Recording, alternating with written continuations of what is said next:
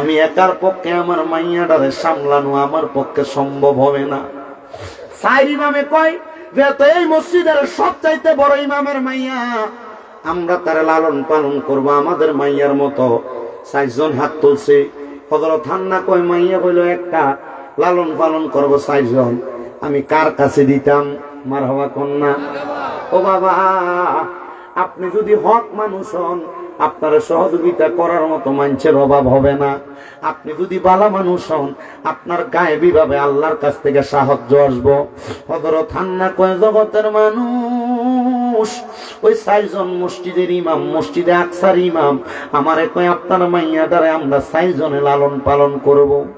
4 জনের মাঝে বাক বিতণ্ডা হচ্ছে। 4 জনই বলতেছে আমরা পালবো।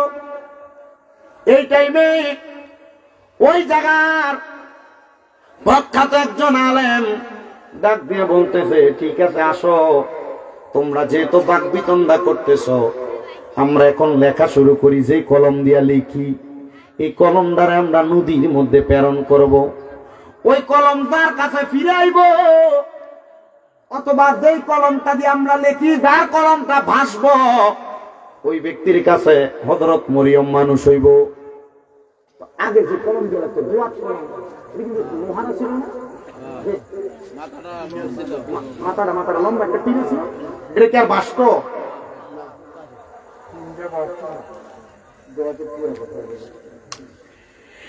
এবারে 4টা কলম সবাই নিছে।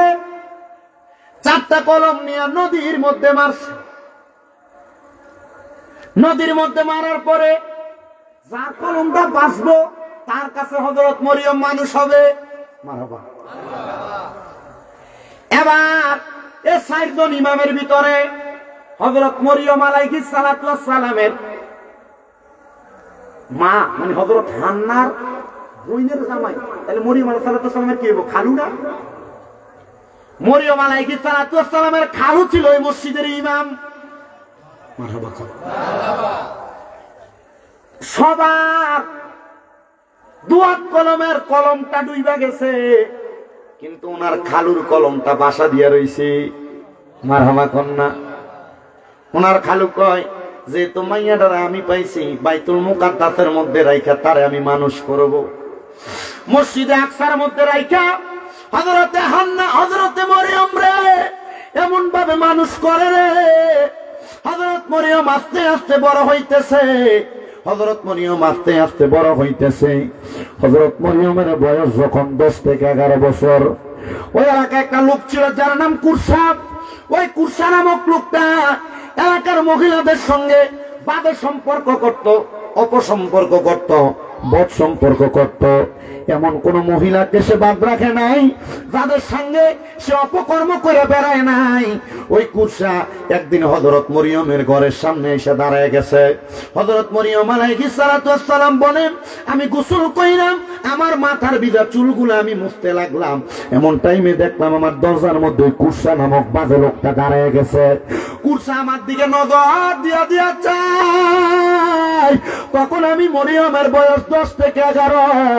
ওই কুরসা যখন আমার ঘরের সামনে আসছে, কুরসা আমার দিকে একটা বাঁকা নজরে তাকায়। আমি কইলাম, কুরসা রে, এই বাঁকা নজরে চাও, আমি জানি তো তোমার চরিত্রটা বড় খারাপ, আমার দিকে এমনে চাইস না রে, আমি জানি তুই আমার দিকে একটা লালসার চোখ দিয়া তাকাইছ। আমি মরিয়ম রে, তুই 2 রাকাত নামাজ পড়তাম দে, আমি নামাজটা শেষ করার পরে তোর যদি মন চায় আমার ইজ্জত হরণ করবি, তুই আমার সামনে আসবি। হযরত মরিয়ম কয়, আমি নামাজের মুসল্লাটা বিছাইয়া মসজিদে আকসার খাদেমার রুমের মধ্যে আমি 2 রাকাত নামাজের নিয়ত করছি। আমি 2 রাকাত নামাজের মধ্যে যখন দাঁড়াইছি, দাঁড়ানোর সাথে সাথে গো আমার চোখের বাণী গুলা বায়া বায়া পড়তাছে। এ পর্দার অন্তরালের মা নামাজের ভিতরে দাঁড়াইলে পাশের বাড়ির মহিলা কি শাড়ি পরছে, জামাই বিদেশ থেকে কল দিল, শাড়ির কথা কইবা, তোমার ভিতরে চিন্তা। এ মা নামাজের ভিতরে দাঁড়াইলে তোমার পেটে ব্যথা, পায়ের ব্যথা, তুমি এটা কিনা লাগবে, ওইটা কিনা লাগবে, এই কথা মনে হয়। নামাজের ভিতরে দাঁড়াইলে তরকারি চুলাই রেখে আসছো, তরকারি জাল দেওয়া লাগবে, এটা তোমার মনে হয়? নামাজের ভিতরে দাঁড়াইলে সন্তানটানি পানি থইরা যাবে, এই চিন্তা তোমার হয়? এ আমার বয়স্ক বাবারা, নামাজের ভিতরে দাঁড়াইলে আপনার ব্যবসার কথা মনে হয়ে জাগা, ফুটে অসুস্থ, ওষুধ কিনা লাগবে, টাকা নাই, অভাব আছেন, ঋণ আছেন, দেওয়া লাগবে, এই কথা মনে হয়ে জাগা। কেন হয় জানেননি?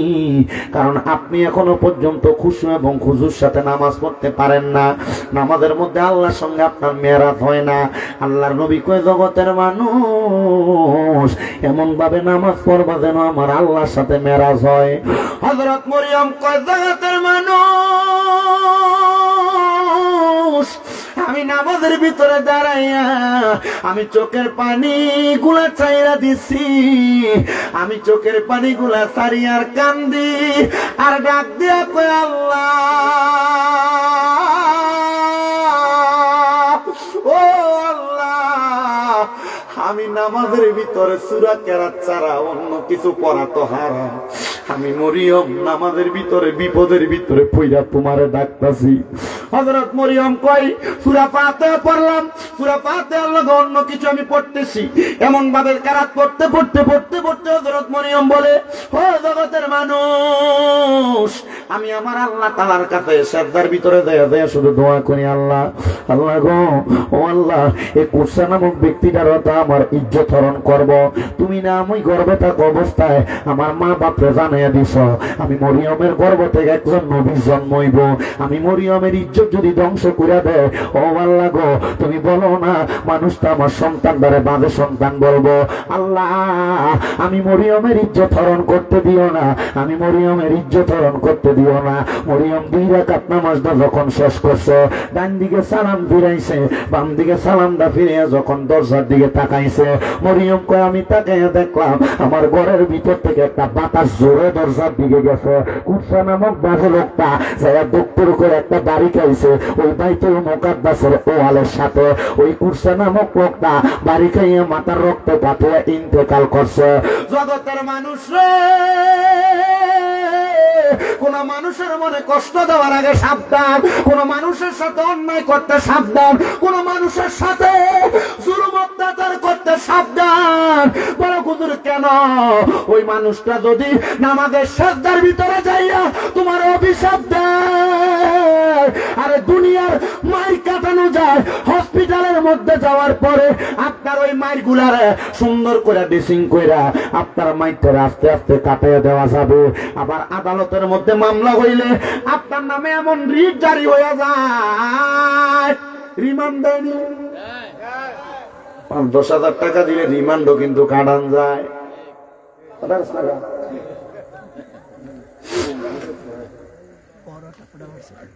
5 দিনের রিমান্ড চাইলে প্রতি 5,000, 1 দিনের রিমান্ড কাটা।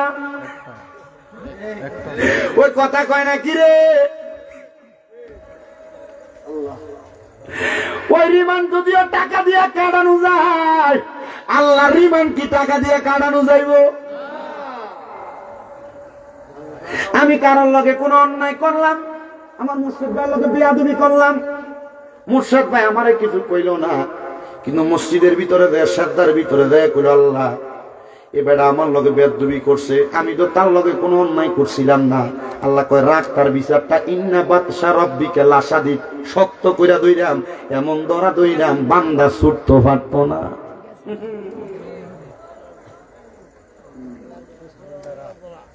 তো মানুষের কষ্ট দিতে হিসাব করে দিয়েন, ফরের হক খাইতে একটু বাচ্চা খাইয়েন,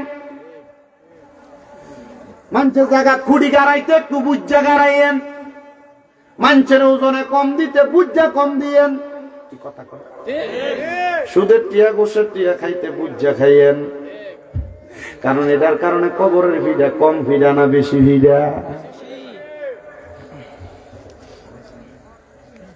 হযরত মরিয়ম কয়, আমি দুনিয়ার কোন আদালতে বিচার দিছি না,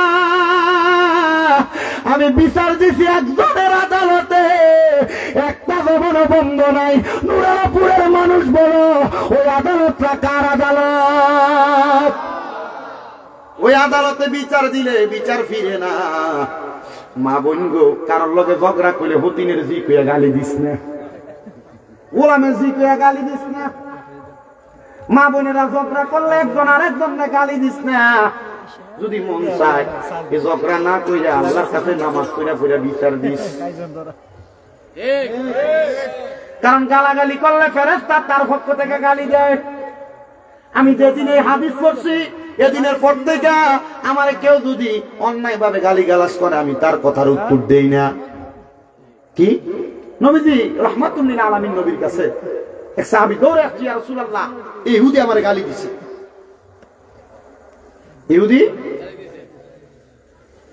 ইহুদি নবীজির সামনে এসে আবার গালি দিল। নবী আমার মুস্কি মুস্কি হাসে। সাহাবী ডাক দিয়ে কই, ইয়া রাসূলুল্লাহ আমারে গালি দিয়ে আপনি দিয়ে হাসেন। ইয়া হাবিবাল্লাহ আমারে গালি দিয়ে আপনি দিয়ে হাসেন। সাহাবীটারে ওই ইহুদিটা আরেকবার গালি দিছে। নবী হাসি দেখে সাহাবী কয়, নবী তো বিচার করে না। ওই সাহাবী তার গালির জবাব দিয়ে দিছে, আমার নবী মুখটা কালা করে ফেলছেন। সাহাবী কই, ইয়া রাসূলুল্লাহ, চিন্তা করছেন, প্রথম গালি দিছে নবী হাসে, দ্বিতীয়বার গালি দিছে নবী হাসে, তৃতীয়বার গালি দেওয়া বেটা কি করছে, উত্তর দিছে। নবী কি করছে, প্রথম হাসছে, পরে কি করছে, মুখটা কালা করে ফেলছে।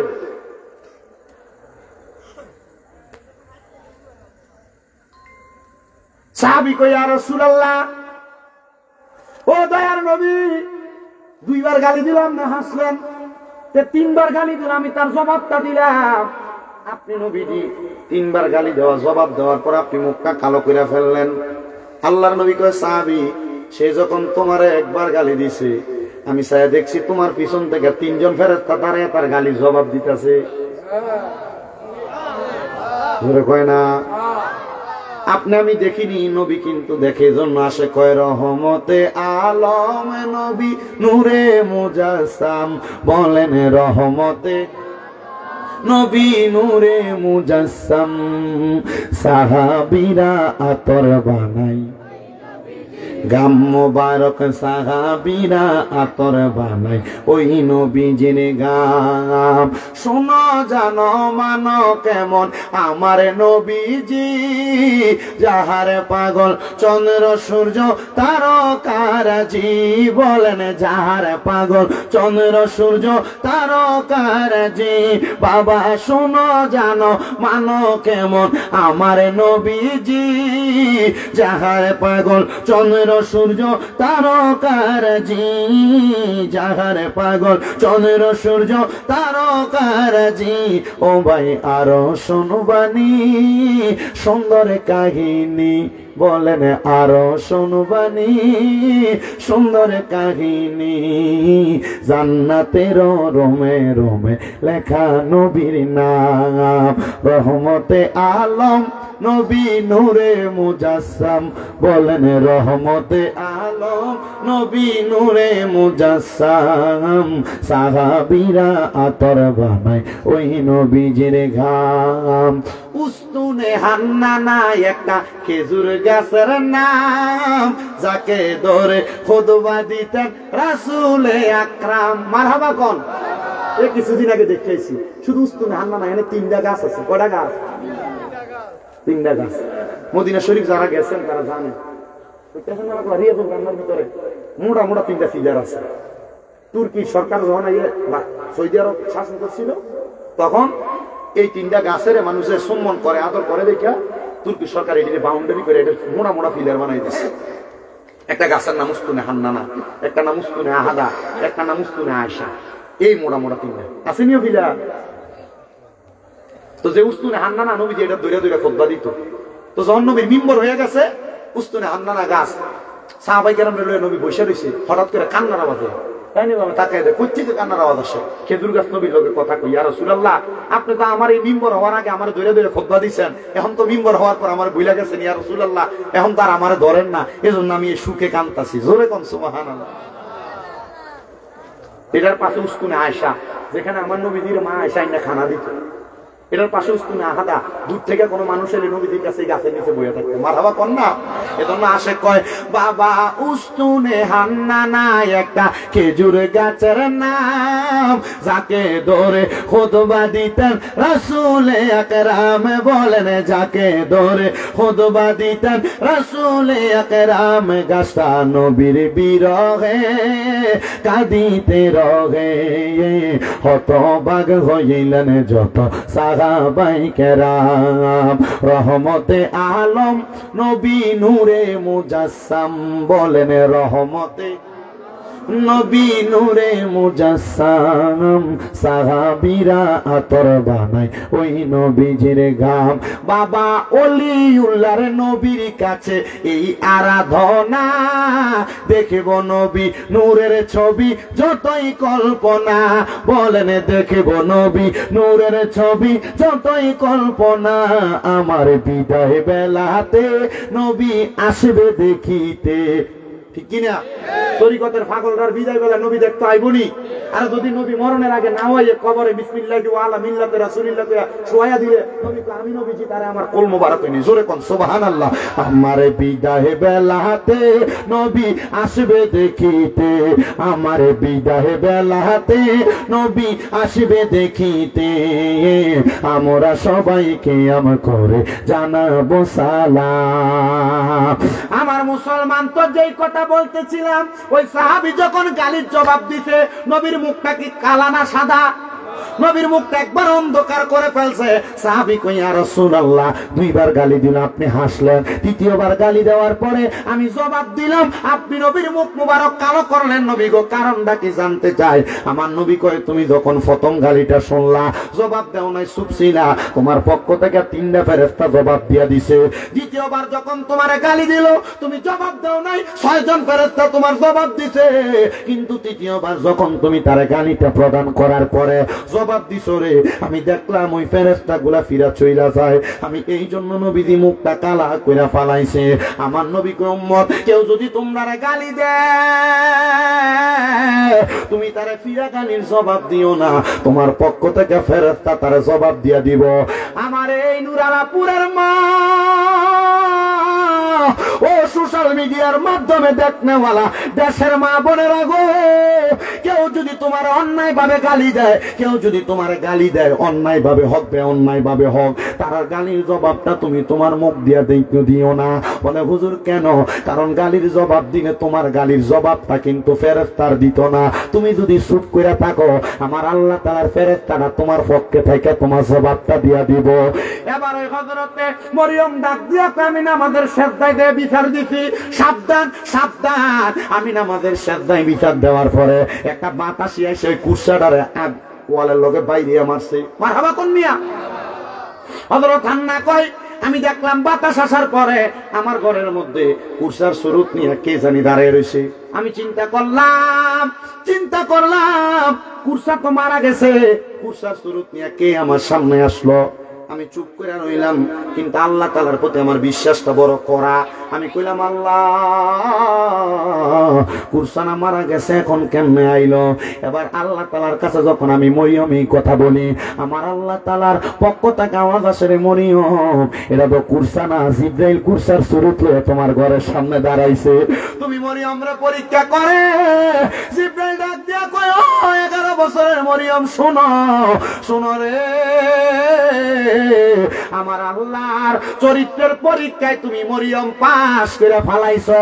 আমার আল্লাহ কইছে রে তুমি মরিয়ম দে, আমার আল্লাহ তাআলা একটা উপহার দিব। ও মরিয়ম কি উপহার জানোনি? আমার আল্লাহ কইছে তোমার গর্ভের ভিতরে একটা নবী জন্ম দিব। জোরে কোন সুবহানাল্লাহ। মরিয়ম কয় বয়স 11। এখন যদি আমার গর্ভের সন্তান আসে, বিয়ে তো হয় নাই, মানুষ তো আমারে ওমা বিয়ে না হইলে সন্তানের আমরা বানাতে জানি কি কইব? জারজ কইব। মরিয়ম কয় আল্লাহ মানুষ আমার অপবাদ দিবে। আল্লাহ কয় মরিয়ম ইন্নাল্লাহা মা'আস সাবিরিন, নিশ্চয়ই ধৈর্য ধারণকারীর সাথে আমি আল্লাহ আছি।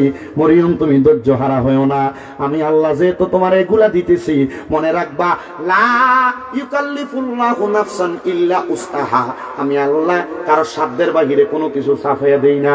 মরিয়ম তোমার সাধ্য আছে সন্তান নেওয়ার, তুমি সন্তান নাও, এরপরে যা হইব দেখতাম তো আমি আল্লাহ। মারহাবা, আরো জোরে কন্যা মারহাবা। মুসলমান, হযরতে মরিয়ম আলাইহিস সালাতু ওয়াস সালাম 10 জন নিছে আলো আড়াড়ি করলে হইতো না, মানুষ চাই থাকবো তোমার দিকে। মরিয়ম আলাইহিস সালাতু ওয়াস সালাম হুজুর দেখতেছে না, দেখাতে ভালো লাগতেছে না, হুজুর না দেখলে ওয়াজ শুনে মজা আছে। ও মরিয়ম আলাইহিস সালাতু ওয়াস সালাম কয় আল্লাহ তাহলে কেমনে সন্তান দিবেন? মরিয়ম আলাইহিস সালাতু ওয়াস সালাম রে জিবরাইল কয় কাম হিয়ার, সামনে আসেন। মরিয়ম আলাইহিস সালাতু ওয়াস সালাম সামনে, জিবরাইল কয় ও মা মরিয়ম আপনি একটু আপনার মুখটা হা করেন। হযরত মা মরিয়ম জিবরাইলের সামনে আবার মুখটা হা করছে। জিবরাইল কয় মারহাবা, আর জোরে কয় না মারহাবা। জিবরাইল কথা কইছে, জিবরাইল কয় মরিয়ম মা সামনে আসেন। হযরত মরিয়ম সামনে, জিবরাইল ফু দিয়া দিছে, মারহাবা কোন মারহাবা। হযরত মরিয়ম অল্প কিছুদিনের মধ্যে গর্ভবতী। পুরা বাইতুল মুকাদ্দাস এলাকার মানুষ কয় কিরে মরিয়মের গর্ভে যে সন্তান, বিয়া তো হয় নাই, সন্তান আসলো কই থেকে? মরিয়ম কয় আল্লাহ সন্তান দিলা, এই কলঙ্কের ডোল লই আমি এখন কি করব? মানুষ আমার কলঙ্ক দেয়। আল্লাহ কয় মরিয়ম ধৈর্য ধারণ করো। মরিয়ম কে আল্লাহ ধৈর্য ধরলাম তো, মানুষ তো আমার কলঙ্ক দেয়। সন্তান 10 মাস 10 দিন পরে দুনিয়া থেকে আগমন। পুরা ফিলিস্তিনের মানুষ আসছে হযরত মরিয়মকে মারার জন্য। ডাক দিয়া কয় যে সন্তানের বাবা নাই, এই সন্তানকে আমরা এলাকায় রাখা যাবে না, এই সন্তান আমরা এলাকায় থাকলে অমঙ্গল হবে। এমন কথা কয় না, অমঙ্গল হবে। মরিয়ম কয় আল্লাহ সন্তান দিশন একরকম ছিলাম, কিন্তু সন্তান গর্ভে দিয়ে এখন জন্ম দেওয়ার পর আমি মার কাছ থেকে এই ইহুদিরা আমার সন্তান দ্বারা কাইরা নিয়ে যাবে, আমি মার কলজাটা তো মানে না। মুসলমান শোনো রে, গতকালকে চট্টগ্রামে ইসকন নামক হিন্দু উগ্রবাদীরা ওই মুসলমান একজন ভাইকে আঘাত করে হত্যা করেছে। মুসলমানের মসজিদের মধ্যে তারা ইট পাটকেল নিক্ষেপ করেছে। তাদের প্রভু নামক ইসকনের গুরু ঠাকুর মেয়ে নিয়ে অপকর্ম করছে। অপকর্ম করার কারণে তাকে জেল হাজতের মধ্যে দেওয়া হয়েছে। কিন্তু ওই ইসকনের উগ্রবাদীরা মুসলমানের মসজিদের মধ্যে হামলা করেছে, মুসলমানের উপর হামলা করেছে।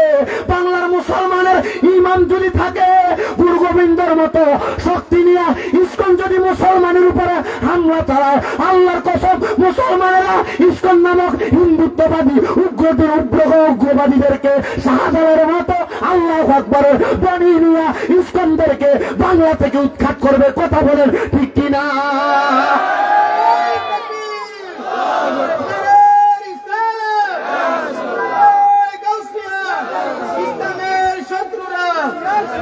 হিন্দুদের মধ্যে 2টা দল। কয়টা দল? 2টার মধ্যে যারা সনাতনী তারা নরমাল ভাবে চলে, কারোর সাথে ঝামেলায় যায় না। কিন্তু ইসকন নামক সংগঠনটা বড় উগ্রবাদী সংগঠন। আগে জঙ্গি তো আইতো মাদ্রাসায়, এখন জঙ্গি দেখা যায় ইসকনের এখানে। কথা কন না কেন? বাংলাদেশের অন্তর্বর্তীকালীন সরকার ডক্টর মোহাম্মদ ইউনূস সাহেব, আপনার কাছে আমরা জানান করতে চাই, আমাদের একজন ভাই অ্যাডভোকেট ছিল, ইসলাম ধর্মের পক্ষে সে কথা বলেছে, ওই ব্যক্তিকে হত্যা করেছে। ওই ইসকনের যে উগ্রবাদীরা বাংলাদেশের মসজিদের মধ্যে আঘাত করেছে, মসজিদে আঘাত করে কোটি কোটি মুসলমানদের অন্তরের মধ্যে কলিজার মধ্যে আঘাত করেছে।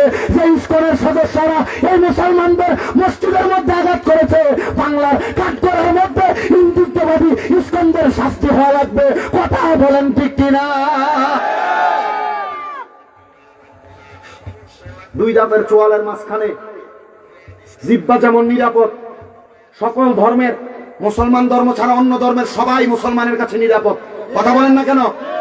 কিন্তু কয়েকদিন আগে হিন্দুত্ববাদীরা পূজা যখন করছে, মুসলমানরা পাহারা দিছিল। কি কথা বলেন না কেন? আমরা ওই মুসলমানদেরকে বলবো, যেহেতু পাহারা দিচ্ছেন, এখন দেখেন পাহারা দেওয়ার পরিণাম কি হয়ে দাঁড়াইছে। তারা আমাদের মসজিদের মধ্যে আঘাত করেছে। মসজিদ, মুসলমানদের কেবলার মসজিদ বাইতুল্লাহ, এগুলাতে আঘাত করলে মুসলমান ঠান্ডা থাকবে না। আপনারা তো হুমনার এই গ্রাম অঞ্চলে থাকেন, হয়তোবা সোশ্যাল মিডিয়ার মাধ্যমে যুবকরা দেখে, আপনারা অনেকে দেখেন। মুসলমান একটা কথা মনে রাখবেন, বাংলাদেশের মধ্যে ভারতের এজেন্ডা বাস্তবায়ন করতে চায়। এরা চায় হিন্দুত্ববাদীরা মুসলমানদের বিভিন্ন ধর্মীয় পাঠশালাগুলা, বিভিন্ন ধর্মীয় কার্যক্রমগুলা বন্ধ করানোর জন্য, এগুলার মধ্যে উগ্রবাদী জড়ানোর জন্য। এগুলা যদি করে, বাংলার মুসলমান কি এমনি বসে থাকবে নাকি? কথা বলেন না ঠিক কিনা?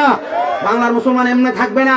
আরেকটা কথা জানান করে দিতে চাই, বাংলার মানুষ স্বাধীনতাও চাইছে, বাংলার মানুষ বাংলাদেশের জমিনে সহজভাবে সরলভাবে সঠিকভাবে চলাফেরা করার ক্ষমতা চাইছে, কিন্তু বাংলার মানুষ চায় নাই। কারোর উপর আঘাত হবে, অত্যাচার হবে। অত্যাচার হচ্ছে, মাদ্রাসার 2টা ছেলেকে প্রথম আলোর অফিসের সামনে পিটিয়ে মারা হয়েছে, কই এটার বিচার এখনো হচ্ছে না। আল্লাহর কসম এগুলোর বিচার হওয়া লাগবে। কথা বলেন ঠিক কিনা? মুসলমান যদিও দুনিয়ার জমিনের ভিতরে বিচার না হয়, মুসলমান যদি আমাদের শ্রদ্ধার মধ্যে যে আল্লাহর কাছে বিচার দেয়, এটার বিচার কিন্তু হবে। কথা বলেন না কেন? হযরত মরিয়ম কয়, আল্লাহ তোমার কাছে শ্রদ্ধার যে বিচার দিতেছি, আল্লাহ আমার দ্বারা বাজে কইতাছে, খারাপ কইতাছে, আমার সন্তান জন্ম দিয়েছে, কিন্তু সন্তানের তো বাপ নাই, সন্তানের পরিচয় নাই, আল্লাহ তুমি বিচার করো। এরা আইছে মরিয়ম আলাইহিস সালামের কোলে হযরত ঈসা নবী টান দিয়ে লয়ে যাবে। কেউ গর্ত করছে, এটা জেতা কানা এলে না, কেউ আগুন জ্বালাচ্ছে, ডাইরেক্ট আগুনে দিয়ে ফেলবা। যিনারা আগুনে দিতে উনি কি সাধারণ মানুষ না নবী? জোরে কোন? হযরত ঈসা নবীর হাতের মধ্যে নিছে ইহুদিরা, জীবিত অবস্থায় গর্তের মধ্যে ফেলে দিবে, আগুনে ফেলে দিবে।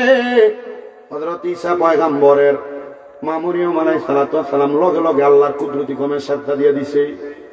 আল্লাহর শ্রদ্ধা দিয়া আল্লাহ আমার সন্তানরে মাইরা লাইবো, আমি মা কেমনে সহ্য করব? মার মতো আদর কিন্তু ফুতের আরে কেউ করে না।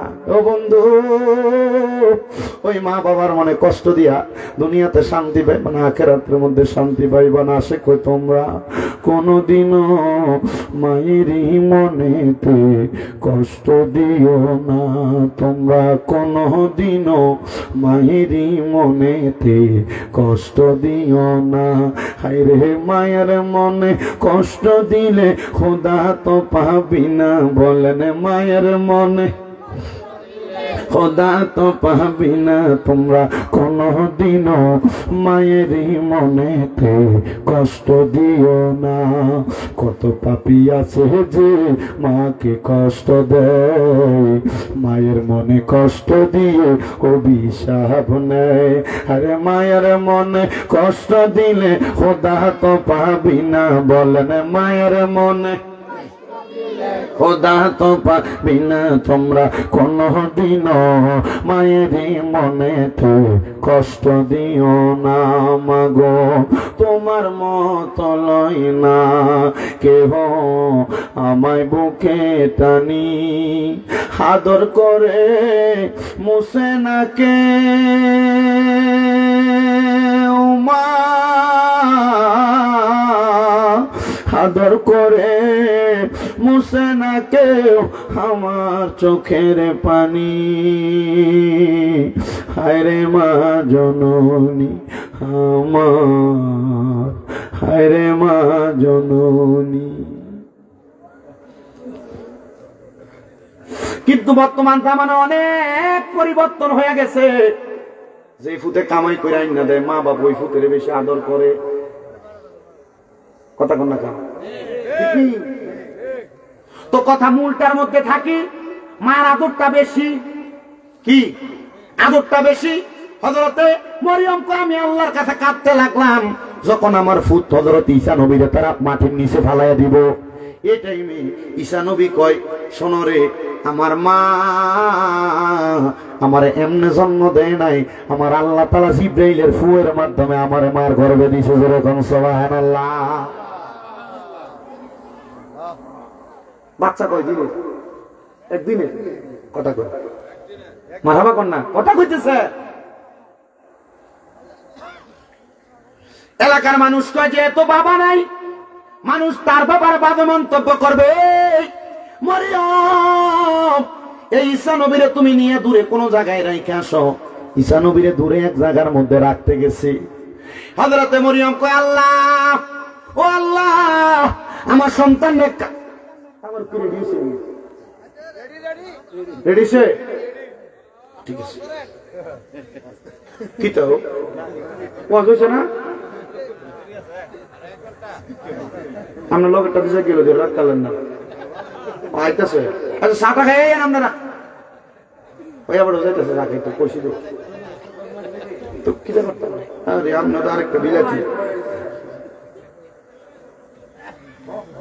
আছে। আচ্ছা আচ্ছা, অসুবিধা নেই, অসুবিধা নেই, চিন্তা করেন। হযরত মরিয়ম আলাইহিস সালাম আমার আল্লাহ তাআলার কাছে কান্দে, আল্লাহ এই ফুতেরা কই রাইখা আমার আল্লাহ তাআলা কই মরিয়ম তোমার এলাকা থেকে দূরবর্তী একটা পাহাড় আছে, ওই পাহাড়ের গুহার মধ্যে রাইখা আসো। মরিয়ম কে আল্লাহ আমার ফুতেরা খাওয়াইবো কে? বাচ্চা মানুষ কান্না করবে। আমার আল্লাহ তাআলা ডাক দিয়ে কই মরিয়ম খাওয়ানোর দায়িত্ব তো আমি আল্লাহ, চিন্তা করিস না রে, চিন্তা করিস না। আমার আল্লাহ তাআলা হযরত মরিয়ম রে এমন দয়া করছে, এমন দয়া করছে। মরিয়ম কই আল্লাহ আমার ফুতে খায় কি? ওরে বাবা আপনাদের এলাকায় সন্তান জন্ম নেওয়ার পরে দেখবেন সন্তানের আঙ্গুল ছুঁয়নি, শোনা এটা কেন ছুঁয়ে জানেন? হযরত মরিয়ম যখন ওই সন্তানদের রাইখা আসতে গেছে, আমার আল্লাহরে কই আল্লাহ ফুতে খাইবো কি রাইখা গেলে? আল্লাহ কই প্রত্যেক রাত্রবেলা এসে এসে সন্তানদের খাওয়াইও। আমার আল্লাহরে কই আল্লাহ রাত্র খাওয়াইলে সারাদিন কে আমার ফুটের ফেটে খিদা লাগবো না? আল্লাহ কই মরিয়ম আমি আল্লাহ তোমার সন্তানের সাদাত আঙ্গুলের মাথার ভিতরে একটা জান্নাতের দুধের নহর লাগাইয়া দিছি। তোমার সন্তানের পেটে ক্ষুধা যখন লাগবো, সন্তান যদি ডাইন হাতের সাদাত আঙ্গুলটা মুখের ভিতরে দেয়, আমি আল্লাহ তাআলা তোমার সন্তানদের কুদরতি ভাবে খানা খাওয়াইয়া দিব। ওরে কেউ বুঝতে পারে না রে মাহবুব মাওলার খেলা, আরে পীর মুর্শিদের খেলা। আরে জোর করিয়া বুঝতে গেলে তার ঘটে মরণ জ্বালা, আরে জোর করিয়া বুঝতে গেলে তার ঘটে মরণ জ্বালা। কেউ বুঝিতে পারে না রে ওলি আল্লাহর খেলা, আরে পীর মুর্শিদের খেলা। ওরে সত্যি নিব সরে কারণ কেন গি ফুটে না, আবার 6 মাসের কালের দয়াল পাই যে 16 আনার দয়াল পাই যে 16 আনা। দয়াল জোর করিয়া দিবে তোরে, জোর করিয়া, জোর করিয়া দিবে তোরে ববের যত প্রেম জ্বালা। কেউ বুঝিতে পারে না রে ওলি আল্লাহর খেলা, আরে পীর মুর্শিদের খেলা। আল্লাহ যেমন কুদরতের খেলা ঘটাইলো, আল্লাহ কই আমরা লগে তো ঘটান না। বলে বান্দা তোমরা তো আল্লাহরে পাও নাই, ও আল্লাহ আপনারে কেমনে পাইবো? আল্লাহ কই ইয়া আইয়ুহাল্লাযীনা আমানু কুল আতিউল্লাহা ওয়া আতিউর রাসূল। যদি আমি আল্লাহরে পাইতে চাও, আমি আল্লাহরে পাইতে চাও, তাহলে তোমরা আমার রাসূলের ইতাআত করো। জোরে কোন সুবহানাল্লাহ। বলে আল্লাহ আপনার রাসূলরে তো আবু বকর সিদ্দিক দেখছে, আপনার রাসূলরে তো হযরত ওমর রাদিয়াল্লাহু আনহু দেখছে, আপনার রাসূলরে তো ওসমান জিন নূরাইন দেখছে, আপনার নবীরা তো হযরত আলী দেখছে, আপনার সাহাবীরা দেখছে। আল্লাহ গো আমরা পাগলরা তো তোমার হাবিবরে দেখলাম না, তোমার হাবিবরে দেখলে তো তুমি আল্লাহরে পাওয়া হইয়া যাইতো। ও আল্লাহ কাফেরেরা তো তোমার হাবিবরে দেখছে, আবু জাহেল দেখছে ঈমান আনছে না, উতবা সাহেবা দেখছে ঈমান আনছে না। আল্লাহ রাসূল তো পাই নাই, আমরা কার কাছে যাইতাম? আল্লাহ কয় উলিল আমরি মিনকুম, তোমাদের মধ্যে যারা উলিল আমর হক্কানি আলেম হক্কানি ওলি তোমরা তার কাছে যাও। ও বন্ধুরে পীরে তরিকত মুনাজারে আদম আল্লামা হযরতুল আল্লামা পীরজাদা কাজী আবু সাইদ পেশোয়ারি রাহমাতুল্লাহ আলাইহি কত বড় আলেম ছিল। হোমনা বানসারামপুরের মানুষের কাছে বাইঙ্গা বোঝানো লাগতো না, নরসিংদীর মানুষের কাছে বাইঙ্গা বোঝানো লাগতো না। যদি ওনার কবরটার সামনে, মাকবারার সামনে, রওজার সামনে, মাজারের সামনে যায়া জিজ্ঞাসা করবা মুগা মুরাকাবা কইরা মুসাকাদা কইরা, ও কাজী আবু সাইদ পেশোয়ারি রাহমাতুল্লাহ আলাইহি আপনি কেমনে ওলি হইছেন? আপনার কি লেগে এত পাওয়ার? মানছে কি লেগে আপনারে মানে? মানছে কি লেগে আপনার অনুসরণ করে? হযরত কাজী আবু সাইদ পেশোয়ারি কইব রে আমি আমার রাসূলের ভালোবাসছিলাম, আর আমার আল্লাহ তাআলা রাসূলের ভালোবাসা মুহাব্বত আমি কাজী আবু সাইদ পেশোয়ারির কলবে থাকার কারণে সমস্ত এলাকার মানুষের অন্তরে আমি আবু সাইদের ভালোবাসা দান করে দিছি।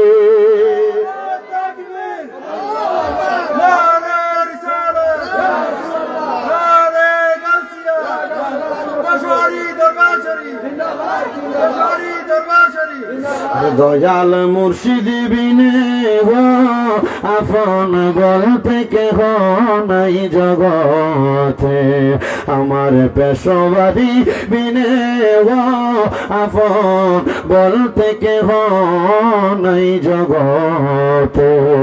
ওরে দেখাইয়া তার রূপের ঝলক, দেখাইয়া তার রূপের ঝলক, মনে কইরাছে ও দাসী প্রাণ মুর্শিদ তোমায় ভালোবাসে, আমার মুর্শিদ কেন বোঝে না গো তারে আমি কত ভালোবাসি, আমার পেশোয়ারি কেন বোঝে না গো তারে আমি কত ভালোবাসি।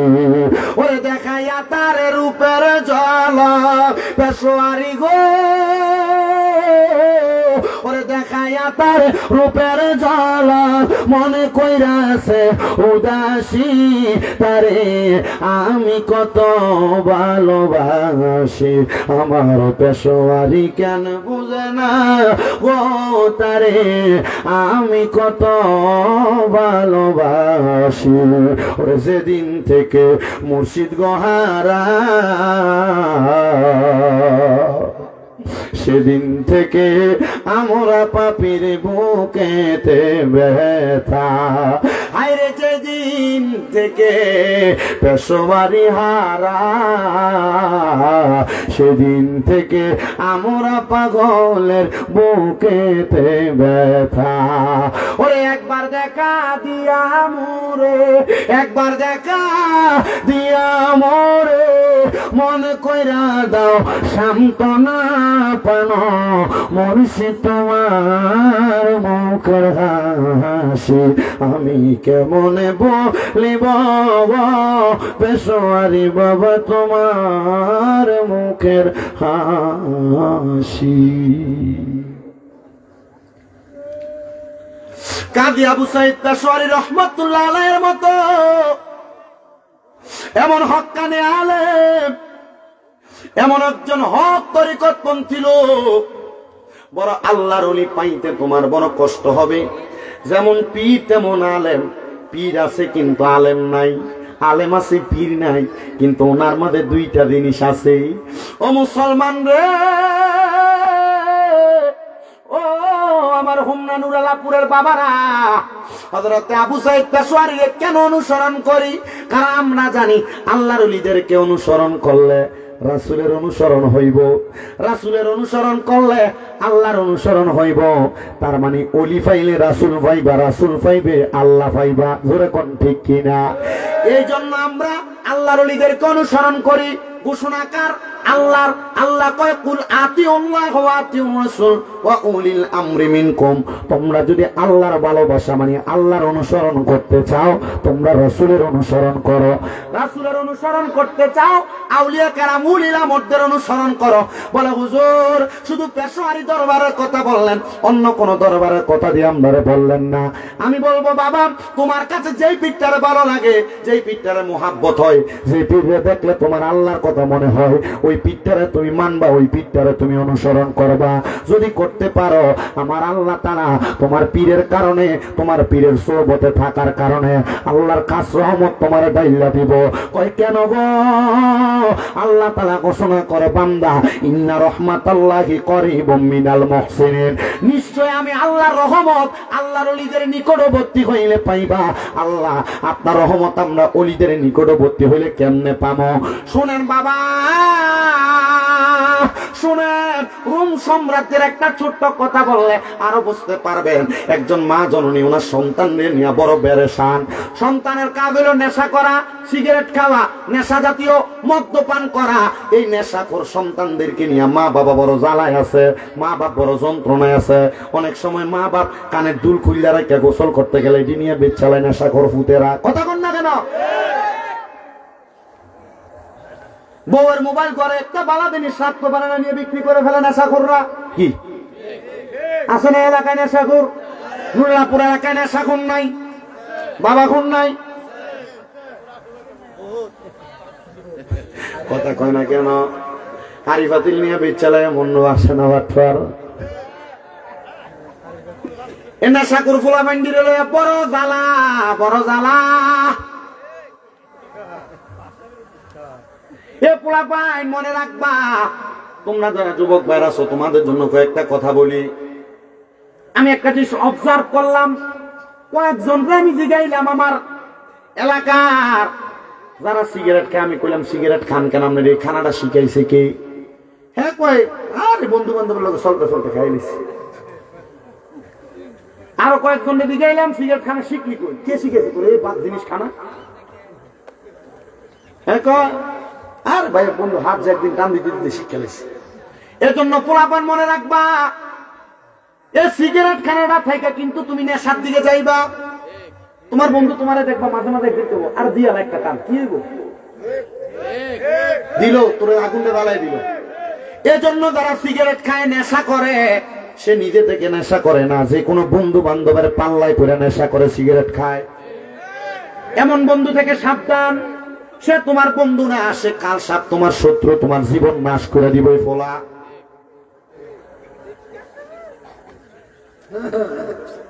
হিসাব করে দেখলাম যারা যারা সিগারেট খায় এরা মোটামুটি যে কোনো না কোনো বন্ধু বান্ধবের পাল্লায় পড়ে সিগারেট খায়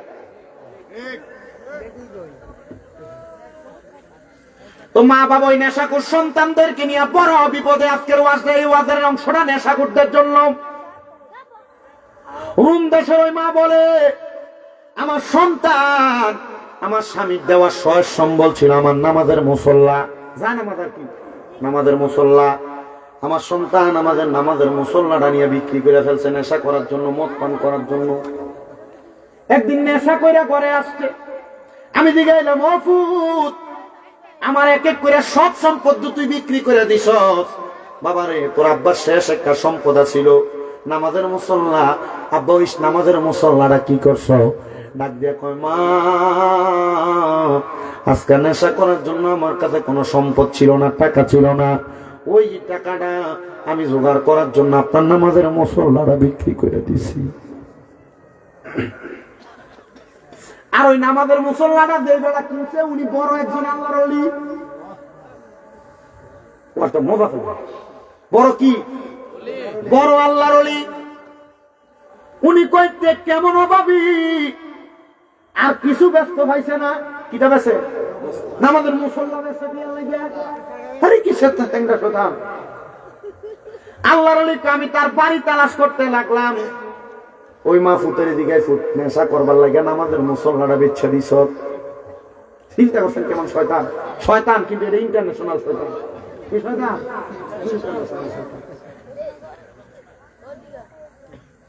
আব্বা কথা কেন বাবা বিরিয়ানি রেডি হয়ে গেছে এই কথা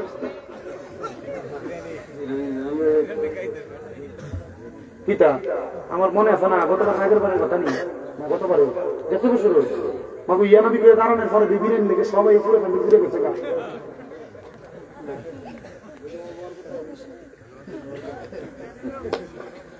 আচ্ছা যাক ঠিক আছে তোমরা জেনে থাও সাধুয়ারে থাও অমুক জায়গায় থাও তোমরা ওয়াজটা মনোযোগ দিয়ে শোনো এবার কোন নেশা করার জ্বালা মানুষ কি শান্তিতে না অশান্তিতে আমার মনে আছে হ্যাঁ আচ্ছা বেশি করে কথা তোরা ধর শতান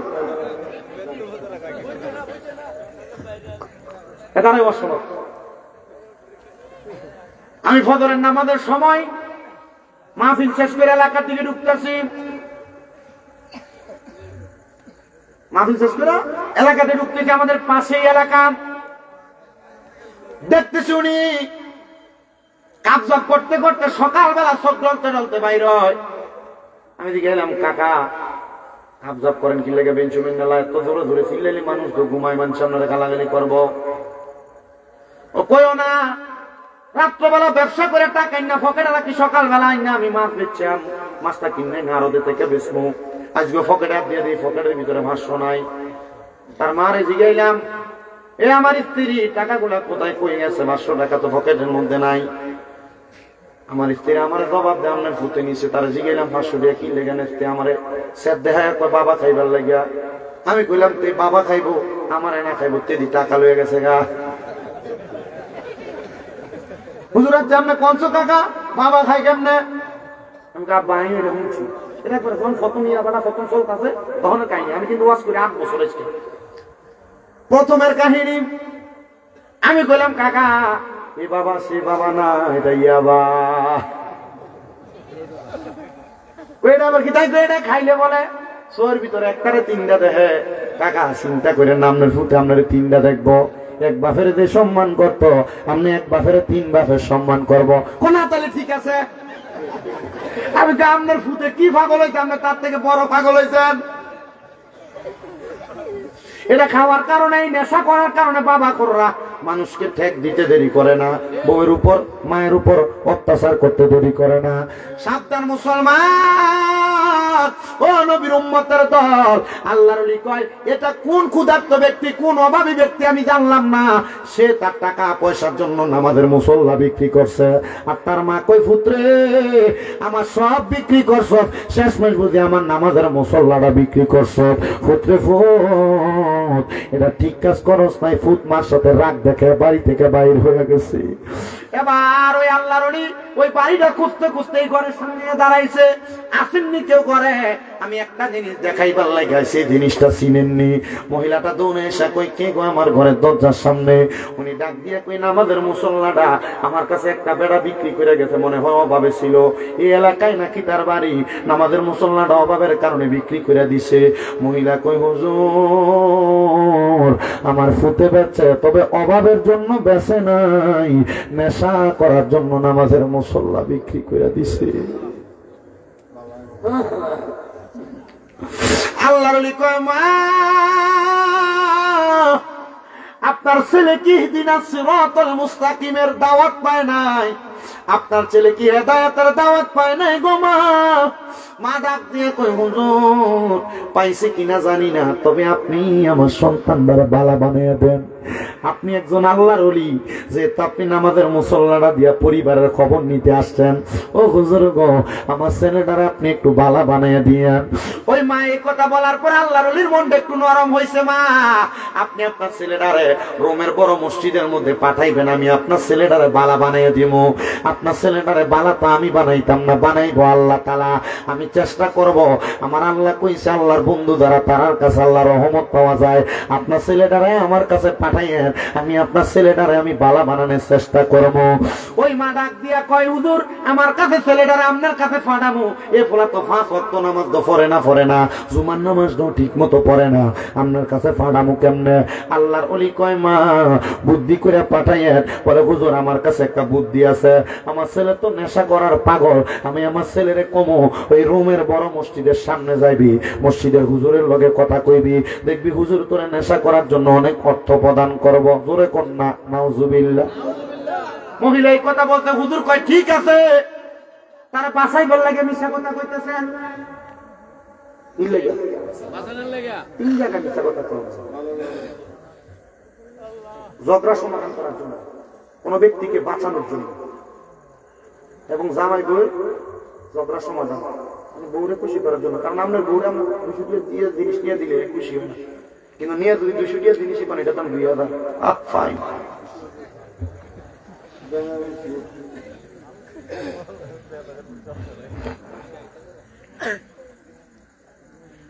ওনাকে বাঁচানোর জন্য আপনি কথাটা বলবেন। মা সেম কাজটা করছে। ফুট বাড়িতে আইসস, এ বাবা তুই তো নেশা করার জন্য প্রত্যেক দিন কিছু না কিছু বেচস, আমার নামাজের শেষ মুসল্লাটাও বেচা দিছস, এখন বেচবি কি?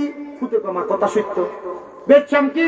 বলে ফুট তোর ইনকাম করার জন্য, নেশার টাকার জন্য আমি তোর একটা সন্ধান দিতে পারি। ও মা কি সন্ধান দিবা গো মা?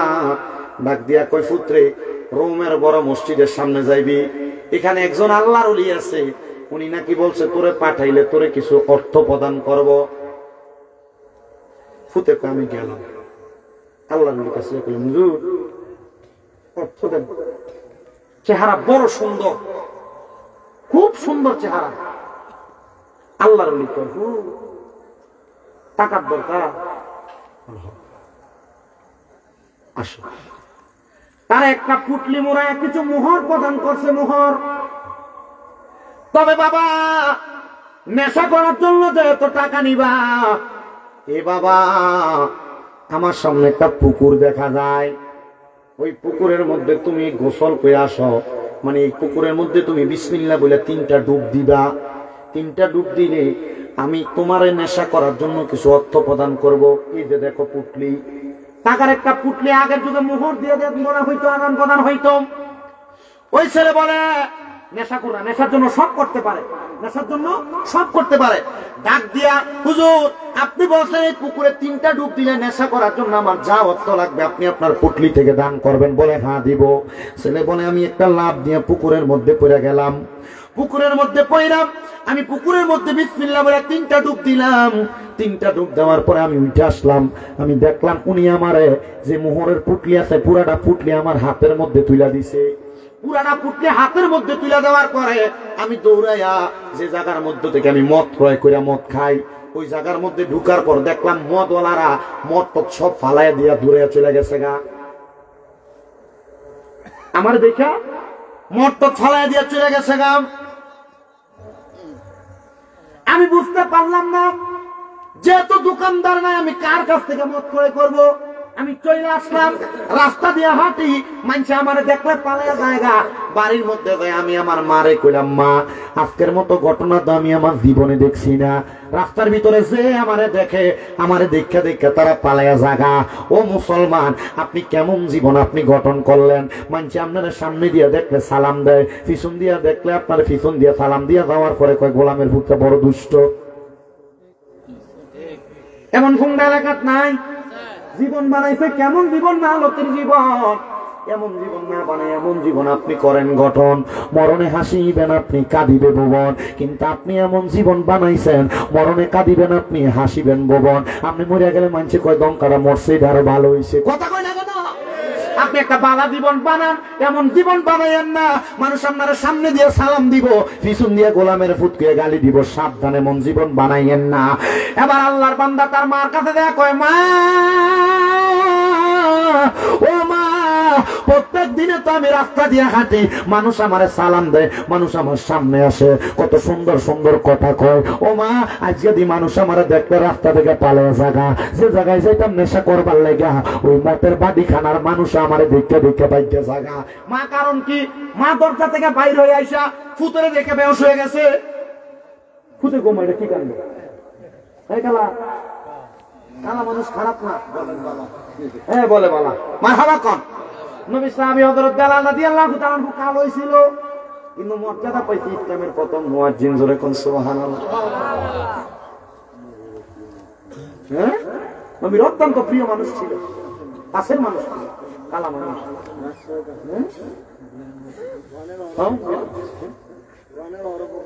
হ্যাঁ, ওই বেলাল রাদিয়াল্লাহু তাআলার মসজিদে আমি দেয়া নামাজ পড়ে আসছি 2 মাস। বড় সুন্দর জায়গা, এই জায়গাতে খেজুরের বাগান ছিল, এখন মসজিদ হয়ে গেছে। তো কালা ছেলে মা বেহুশ হয়ে গেছে। মা সজাগ হওয়ার পর ডাক দিয়া কই, মা আপনি যে আমার দিকে বেহুশ হয়ে গেলেন, সবাই যে দশা, আপনারও তো এই দশা। ডাক দিয়া কয়, ছেলে রে তুই কেমনে আমার ছেলে? আমি তো এমন কালা ফোলা জন্ম দিছিলাম না। আমার ছেলে চেহারাটা সুন্দর ছিল, তো চেহারা দিয়ে কালা। ফোলা কই কার কাছে যায়? কেউ আমার জায়গা দেয় না। ছেলে ডাক দিয়া কয়, এবার আমি দৌড়াইতে দৌড়াইতে রোমের মসজিদের বড় ইমাম সাহেবের কাছে গেলাম। ডাক দিয়া কইলাম, হুজুর, ও হুজুর গো, আপনি আমার যে পুকুরের ভিতরে ডুব দিয়ে আইছেন, এই পুকুরের ভিতরে যে আমি ডুবটা দিলাম, এই পুকুরে ডুবটা দেওয়ার কারণে আমার সুন্দর চেহারাটা কি কালা হয়ে গেছে। আমার যে দেখে সে ভয় পায়। আমার মাও আমার গ্রহণ করে না। আমার মা কয়, আমার ফুতের চেহারা সুন্দর, তুই ফুতের চেহারা তো কালা। না রে না বাবা, তুই আমার ফুট না, তুই আমার কাছ থেকে জাগা। মা ডাক দিয়া কয়, আমি আমার সন্তানরে 7 বছর হারাইয়া রাখলাম, আমার সন্তান আমার কাছে নাই। তবে ওই রোমের আল্লাহর ওলি আমার কাছে খবর পাঠাইছে, আপনি আপনার ছেলের জন্য টেনশন করেন না, আপনার ছেলে ভালো জায়গায় আছে, নেশা করে না। বলে, হুজুর কেমনে? রোমের আল্লাহর ওলির কাছে যখন ওই ব্যক্তি গেছে, ডাক দিয়ে কই, হুজুর আপনার আমার যেহেতু এলাকার কোনো মানুষ পছন্দ করে না, আপনি আমার আপনার দরবারে রাখিয়া দেন। হুজুর কই, তুই নেশা কর, তুই মদ খোর, তোরা আমার কাছে রাখতাম না। আল্লাহ কয়, যারা নেশা খোর, যারা মদ খোর, এরা আমার কাছে রাখি না। আল্লাহ কেন?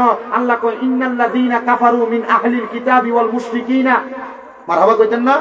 ওয়াল মুশরিকিনা ফি নারি জাহান্নামা খালিদিনা ফিহা। আল্লাহ কয় নিশ্চয় যারা কুফরি করে, যারা নেশা করে, নেশা করার সময় তাদের ঈমান থাকে না, এরা কাফের হয়ে যায়, কুফরি করে।